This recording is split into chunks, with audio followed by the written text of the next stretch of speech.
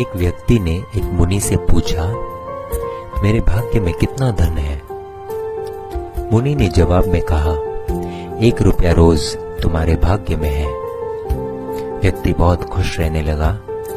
उसकी जरूरतें 1 रुपये में पूरी हो जाती थी। एक दिन उसके मित्र ने कहा, मैं तुम्हारे सादगी जीवन और खुशी देखकर बहुत प्रभावित हुआ हूँ और अपनी बहन की शादी तुमसे करवाना चाहता हूँ।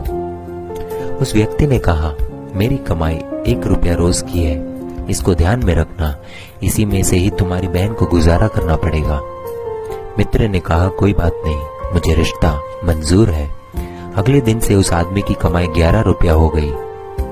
उसने मुनि को बुलाया और कहा, हे मुनिवर, मेरे भाग्य में 1 रुपया लिखा है, फिर 11 रुपए क्यों मिल रहे हैं? मुनि ने जवाब में पूछा, तुम्हारा किसी से रिश्ता या सगाई हुई है क्या?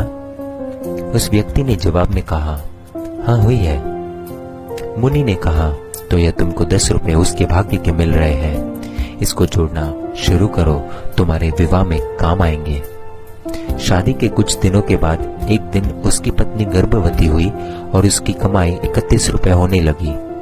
फिर उसने मुनि को बुलाया और कहा, हे मुनिवर, मेरी और मेरी पत्नी के भाग्य के 11 रुपए मिल रहे थे, लेकिन अभी 31 रुपए क्यों मिल रहे हैं?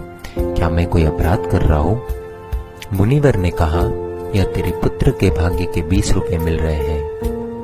हर मनुष्य को उसका भाग्य मिलता है। किसके भाग्य से घर में धन दौलत आती है हमको नहीं पता, लेकिन मनुष्य अहंकार करता है कि मैंने बनाया, मैंने कमाया, मेरा है, मैं कमा रहा हूँ, मेरी वजह से हो रहा है। इसलिए হमें कभी अहंकार नहीं करना चाहिए, क्योंकि हमें खुद नहीं पता है कि हम किसके भाग्य का खा रहे हैं। Download Moj.